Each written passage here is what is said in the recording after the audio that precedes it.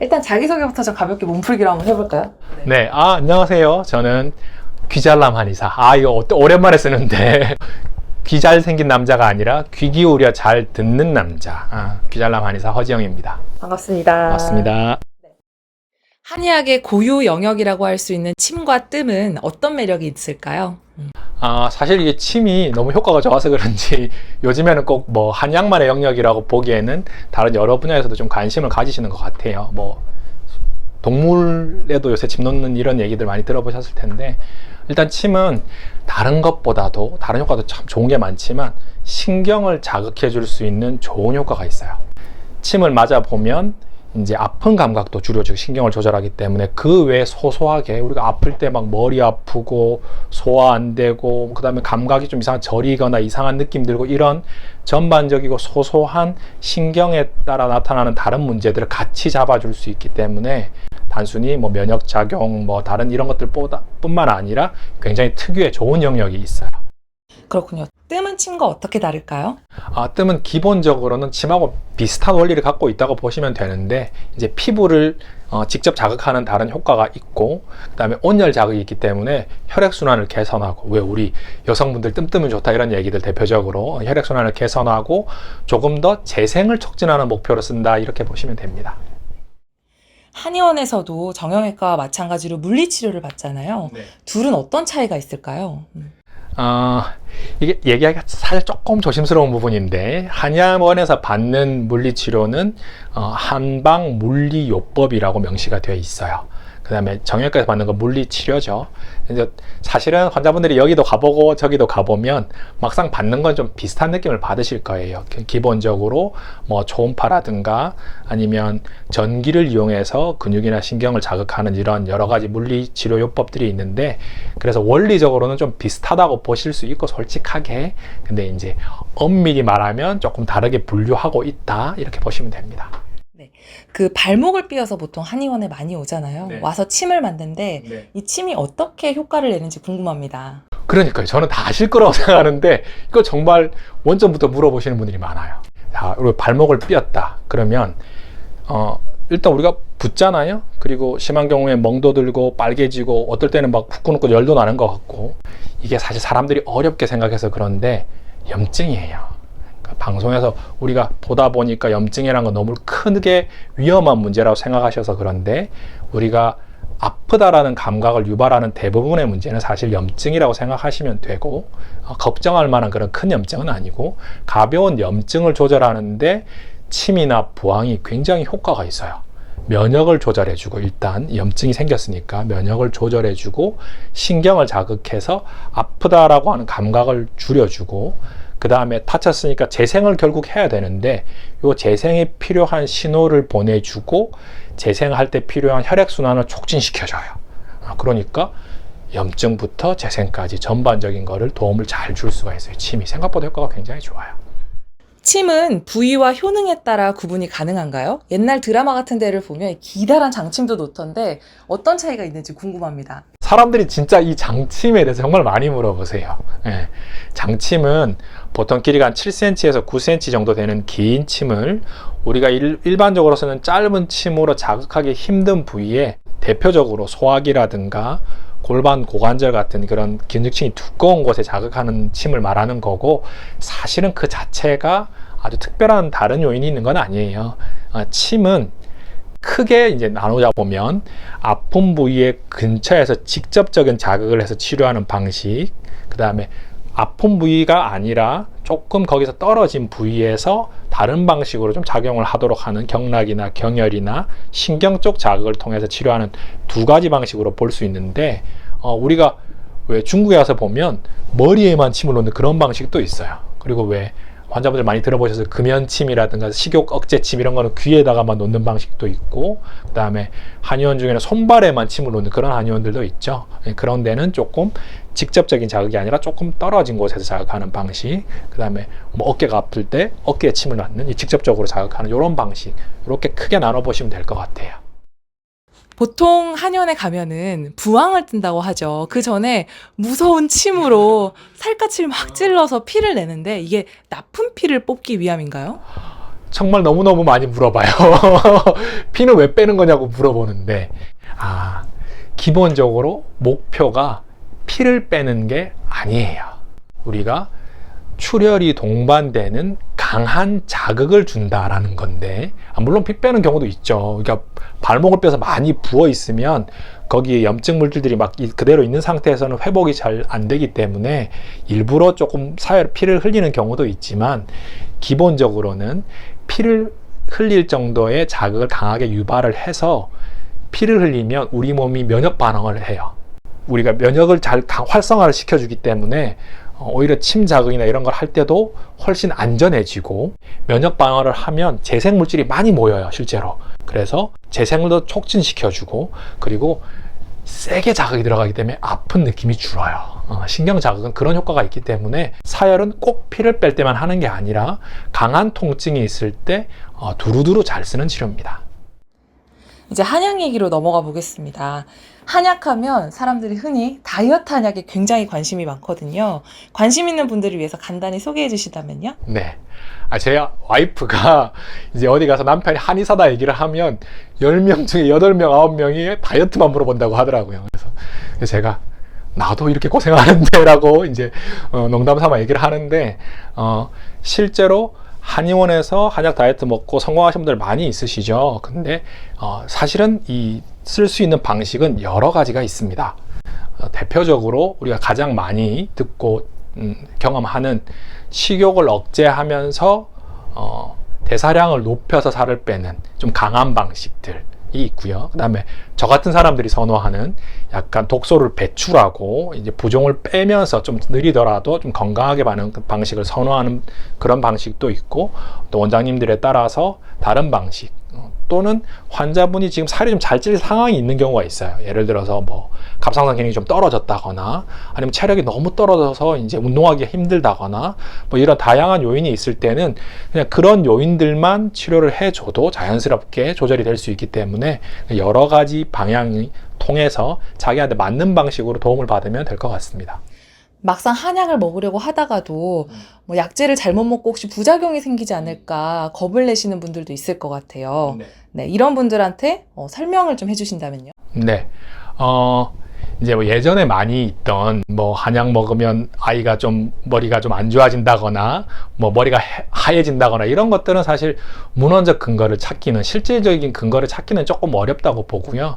한약을 먹어서 불편하거나 좀 부작용에 가까운 것들은 대표적으로 인삼 먹으면 두통 생긴다라는 거, 그거는 사실 많은 분들이 경험하는 거거든요. 우리가 약제마다 사람에 따라 조금 안 맞는 부분이 있을 수 있어요. 과민성이라든가 뭐 가벼운 알러지 같은 것들은 누구나 있을 수 있기 때문에 그런 경우에는 체질적으로 좀 안 맞는 경우가 있을 수 있고요. 그 다음으로는 약이 들어갔을 때 새로운 뭔가가 들어오면 우리 장이 이거 괜찮은 건가 아닌가 판단하는 과정에서 설사가 나는 경우가 있어요. 그래서 설사가 날 때는 이 약이 몸에 나쁘지 않은데도 처음에 일시적으로 나는 경우도 있고, 여자분들 보약 중에 우리가 숙지왕이라고 하는 대표 약제가 있는데 철분이나 섬유질이 많아서 그 약은 그냥 아무 부작용 없이도 배가 아프고 설사가 날 때가 있어요. 또 어떤 경우에는 필요에 의해서 저처럼 해독을 하는 과정을 강조하는 분들은 일부러 약간 설사를 유도하는 경우도 있어요. 그러니까 뭐 배가 약간 아프고 설사가 난다고 해서 다 부작용은 아니지만 확인을 하실 필요는 있고요. 그 다음에는 나한테 이 증상이 별로 이 약이 필요가 하지 않은 상황에서 약을 오래 쓰거나 했을 때 약간 몸에서 부작용처럼 나타나는 경우도 있고, 약 중에서 한약이 다 순하지 않거든요. 한약 중에도 강하고 좀 효과가 센 약들이 있는데 그런 약들을 오래 쓰다 보면 뭐 간에 좀 부담이 된다거나 다른 쪽에서 조금 문제가 될 수 있으니까 이런 것들은 뭐 선생님하고 상의해서 처방하시면 별 문제 없이 잘 지나갈 수 있습니다. 한 가지만 부가적으로 말하자면, 우리가 일상적으로 영양제 많이 드시잖아요. 영양제나 한약이나 가질 수 있는 부작용은 크게 다르진 않아요. 그러니까 우리가 먹어서 해독하고 대사하는 과정들이 비슷한 것들이고, 한약제도 사실은 음식으로 쓸 수 있는 많은 약제들, 식물성이나 이런 약제들을 먹는 거기 때문에 우리가 건강식품들, 뭐 영양제들 이런 걸 먹는 거는 괜찮은데 한약은 좀 무서운 거 아니야 라고 생각하실 필요가 별로 없어요. 요즘에 키 크는 한약 또는 아토피를 고쳐주는 한약 해서 양약을 대체할 수 있는 한약들이 굉장히 인기가 많은데요. 이런 한약들의 효능이 어느 정도인지 허와 시를 좀 짚어주신다면요. 네. 이 키 크는 한약은 참 하고 싶은 자리가 많죠. 제가 이제 키가 되게 작았다가 고등학교 가서 거의 한 30cm를 컸어요. 굉장히 늦게 크고 아내도 좀 성장을 거의 고등학교 때 했기 때문에 저희 애들은 원래 좀 작을 거야 라고 생각하고 좀 무심하게 있다가 막상 이게 초등학교를 졸업할 때가 됐는데 키가 작으니까 이거 큰일 났다 싶어서 이제 그때부터는 본격적으로 이제 Let's party time 해가지고 보약을 막 잔뜩 먹이기 시작했어요. 성장하라고 이제. 그래서 이제 확실히 좀 애가 성장 단계가 확 빨라지면서 식욕도 좋아지고 잘 크고 있거든요. 근데 조금 늦어진 것 같아서 애한테도 미안하고 저도 사실은 이제부터는 주변 지인들이나 환자분들이 물어볼 때 좀 빨리 적극적으로 하시라라고 얘기를 하는데 먹으면 무조건 키를 키울 수 있는 마성의 약물 같은 건 없어요. 근데 성장의 단계에서 몸이 특별히 필요로 하는 요소들이 있을 때 그런 것들을 잘 부족해지기 쉬운 요소들을 보충해주는 방식은 굉장히 의미가 있고요. 그 다음에 성장을 방해하는 요소들이 또 있어요. 비염이라든가 비만이라든가 아토피라든가 또는 식욕부진이라든가 이런 것들은 그런 게 있으면 애가 키 크는데 방해가 되거든요. 그럼 그것들만 치료를 해줘도 성장에 많이 도움을 받을 수가 있어요. 그러니까 한약이 뭐 특정 약을 먹으면 무조건 큰다라기보다는 아토피도 마찬가지고 이 사람에게 필요한 것들을 공급해주고 아니면 이 사람의 문제가 되는 부분을 고쳐줬을 때 자연스럽게 다른 시스템이 좋아지면서 회복될 수 있다, 또 좋아질 수 있다, 이렇게 보시면 될 것 같습니다. 한약은 몇 살 때부터 먹을 수 있을까요? 정말 많이 물어봅니다. 제가 정말 많이 하고 싶은 얘기예요.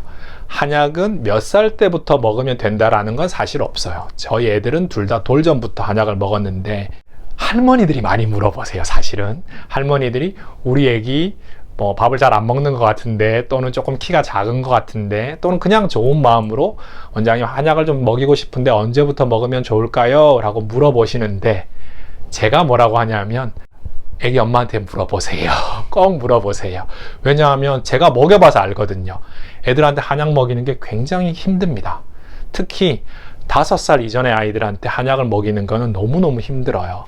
그러니까 애가 정말 아프고 꼭 뭐 치료할 게 있어서 한약을 쓸 때는 뭐 조금 불편하고 힘들더라도 먹이겠지만 단순히 좀 좋으라고 한약을 지어줬는데 엄마 입장에서는 애한테 약을 먹이는 게 너무 스트레스가 될 수 있거든요. 그러니까 그거는 엄마랑 꼭 상의를 하시고 그리고 애기가 좀 한약을 잘 먹는 아이다 하면 괜찮지만 한 번도 먹여본 적이 없다 그러면 괜히 비싼 약 지었다 못 먹으면 너무 아까우니까 좀 천천히 생각하셔도 될 것 같아요.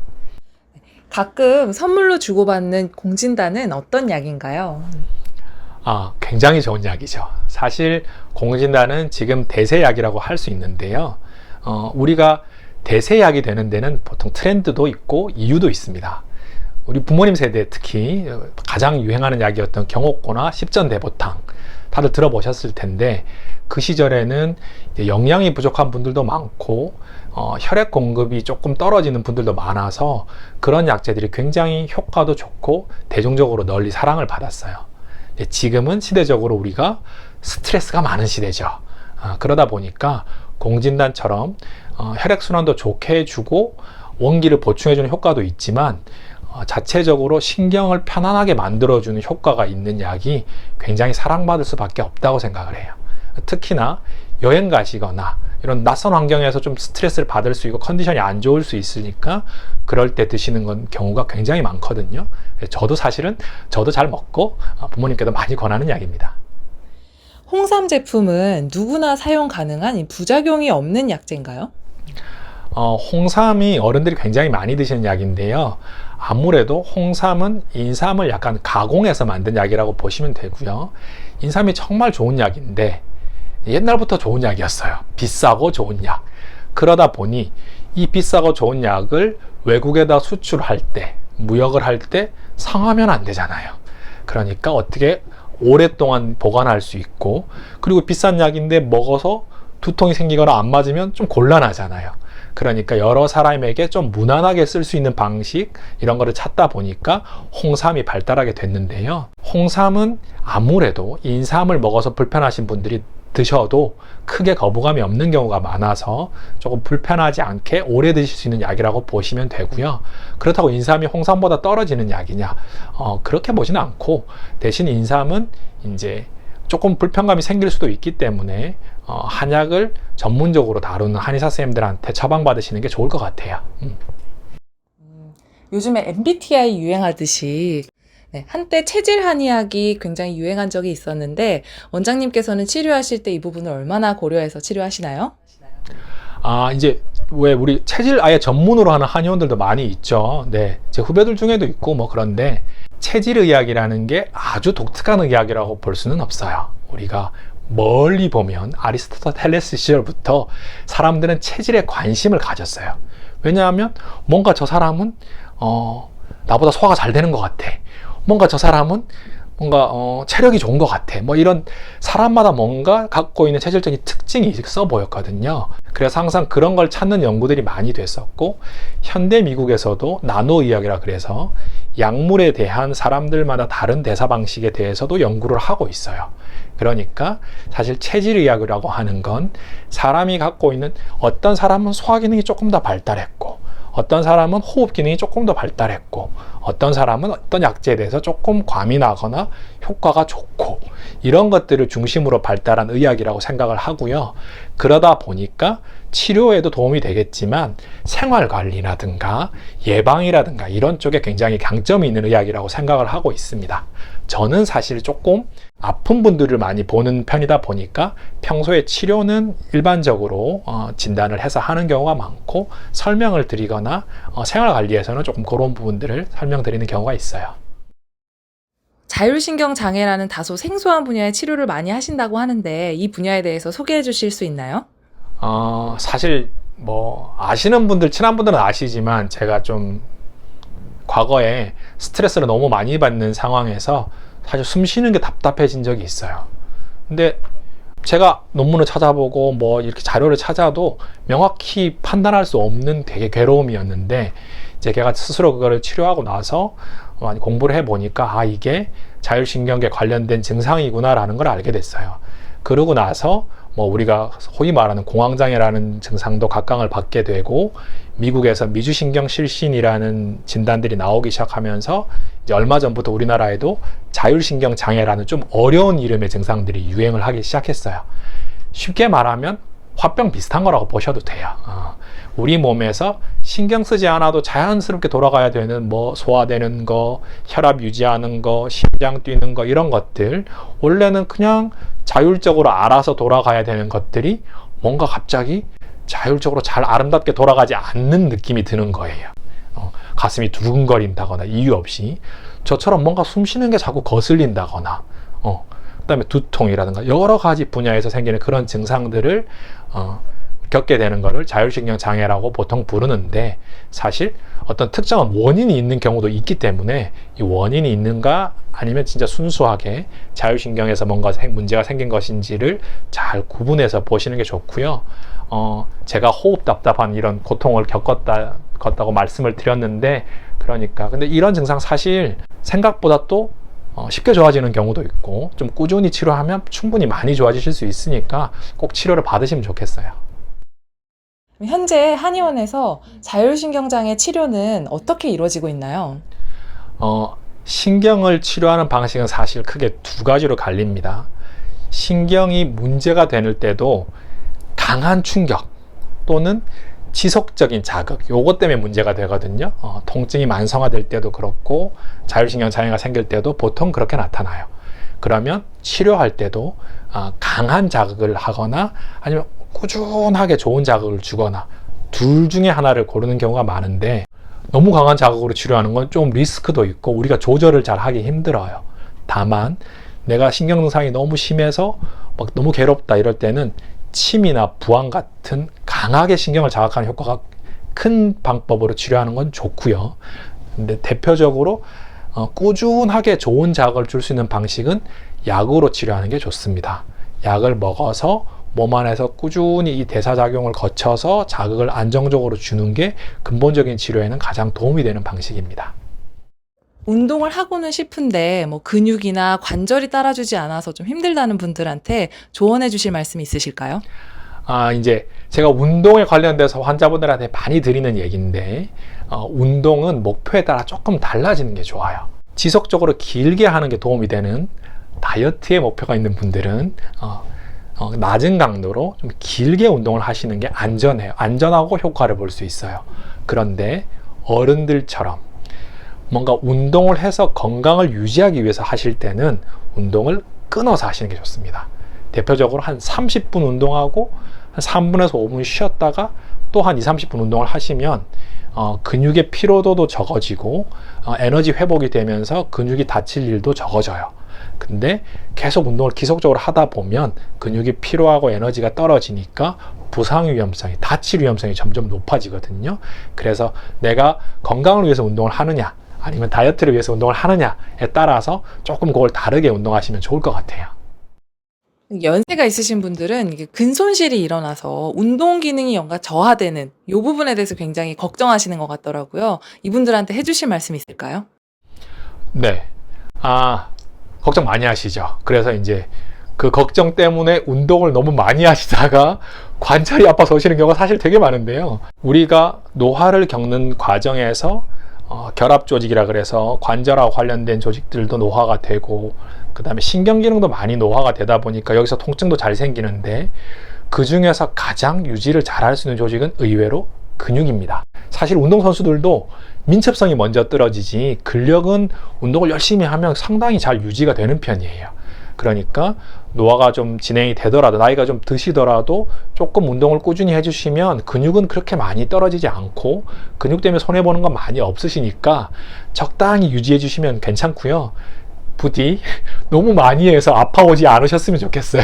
그래서 운동을 하실 때는, 특히 이제 어른들이 건강을 위해서 운동을 하시잖아요. 그럴 때는 너무 연속으로 운동을 하면 근육이 피로해지기 때문에, 근육이 피로해지면 근육하고 연결되어 있는 힘줄이나 인대가 같이 문제가 생기면서 관절이 잘 아파요.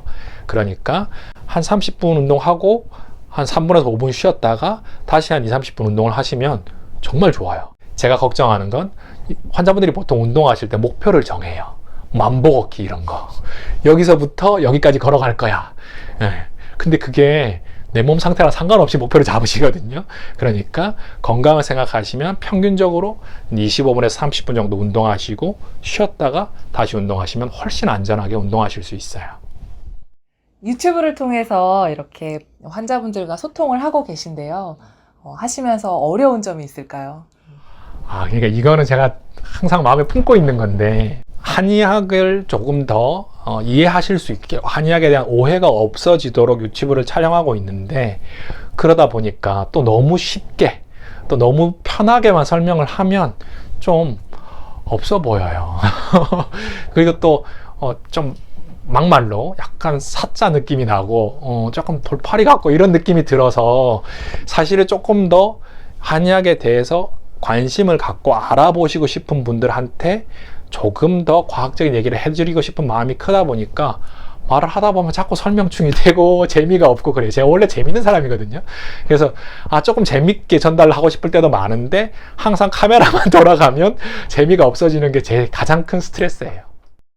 솔직히 진료도 하랴. 이거는 약간 과잉일 같이 되는 거잖아요. 그럼에도 불구하고 내가 이걸 놓칠 수 없는 이유. 사실 내가 이제 처음 유튜브를 시작할 때는 유튜브를 하는 한의사가 거의 없었어요. 내가 꽤 오래전에 했기 때문에.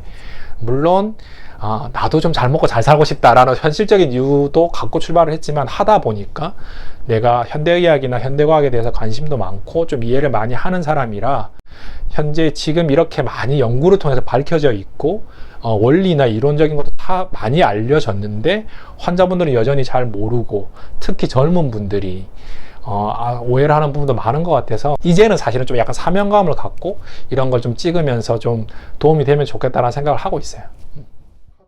한의원에 한 번도 오지 않으셨던 분들, 특히 젊은 분들 중에는 이 한의원에 대한 뭔가 심리적 부담을 갖고 계신 분들이 많은데요. 이분들에게 한 말씀 해주신다면요. 그러니까 젊은 분들이 한의원 오기가 선뜻 내키지 않는 이유가 뭐 몇 가지가 있을 텐데, 첫 번째로 무섭다. 저도 치과 가는 건 무서워요.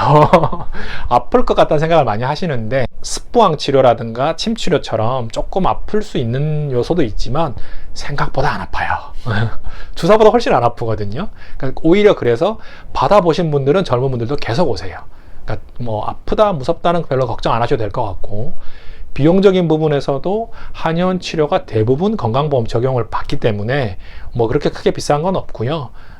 약 같은 경우에 저는 이제 좀 약을 권하는 편이다 보니 치료할 때 필요해서, 그런 경우에도 요즘에 저도 사실 필라테스를 하고 있지만 뭐 운동이라든가 보충제에 투자하시는 분들도 워낙 많기 때문에 치료를 잘 할 수 있다면 그렇게 크게 부담되는 금액은 아닐 거라고 생각해요. 그리고 하나 더 제가 꼭 말씀드리고 싶은 거, 과학적이에요. 근거가 다 있어요. 꼭 물어봐 주세요.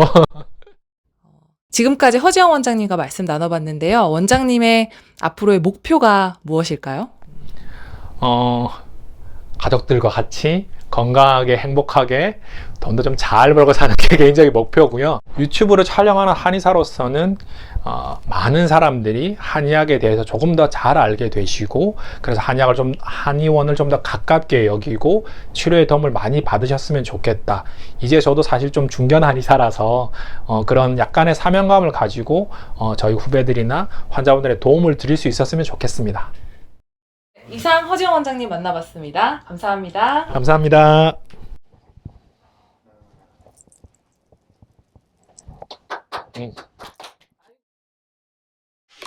내가 지금까지 역대 유튜브 찍어온 거 중에서 가장 편하게, 물론 중간에 오프 더 레코드도 있었겠지만 가장 내가 하고 싶은 얘기를 좀 편하게 할 수 있어서 되게 좋았어요. 아무래도 친한 사람하고 찍는 게 좋아, 해보니까.